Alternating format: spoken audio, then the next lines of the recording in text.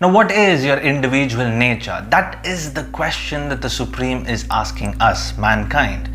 Now, verse 2 and 3 from chapter 2 is where the Supreme graces us with his words.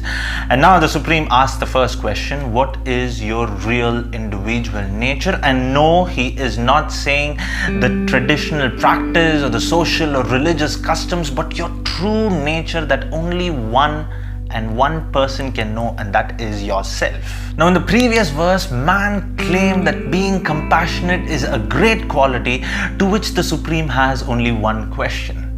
If you do really know your nature, then why do you unnecessarily want to deviate from it? The Supreme here is being practical, and this can be addressed with the help of an age-old Zen story that people say of a man and a snake. A man is walking on the road and he spots a snake that is quite ill.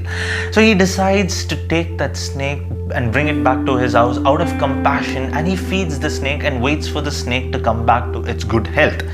The moment the snake is back to its normal self, when the man touches the snake bites. And when asked, the man said that it is in the snake's nature to bite, whereas it is in my nature to save. But here the question that the Supreme asks is very practical. If you had let either of those beings live as per their own nature, true nature, neither of them would have got affected. Now, to support the Supreme statement, let us see an interesting analogy. Now, there is an umpire that is standing on a cricket field, and a batsman is adjudged LBW, and he gives it not out, though it is out in the rule book. And the very next over, it is played on the big screens that he has taken a wrong decision, and now the umpire feels a sense of guilt within and shows pity or compassion towards the bowling team that he has given a wrong decision and it is affecting the bowling team. So now in the very next over, the batsman again is in a dilemma, caught LBW, and though it is not out as per the rule book, the umpire gives it out this time, owing it to correct his previous mistake. So now here what the umpire is trying to do, he is trying to correct a wrong by committing another wrong.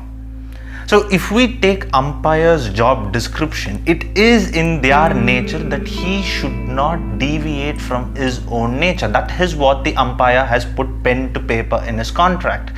The same thing is what the Supreme is asking us. It is in our human nature not to deviate from our own individual nature, as when we deviate, we attract trouble.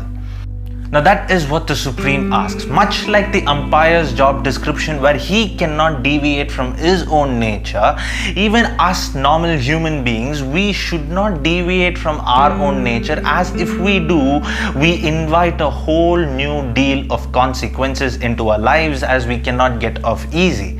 And that is what the Supreme asserts again. What is your true individual nature? And once you find out what is your true individual nature, keep it and embrace it and hold it proudly, as never you will be able to deviate from it, as you have total conscience over your nature. Now don't you forget, guys, it will always lead the way, and all you have to do is free your mind. And while you're doing that, make sure you hit this subscribe button right here so that you don't miss out on any of our future videos, and you can join us in this wonderful journey, and click here to view our most recent upload. And as always, thank you for watching, and until the next episode, it is goodbye.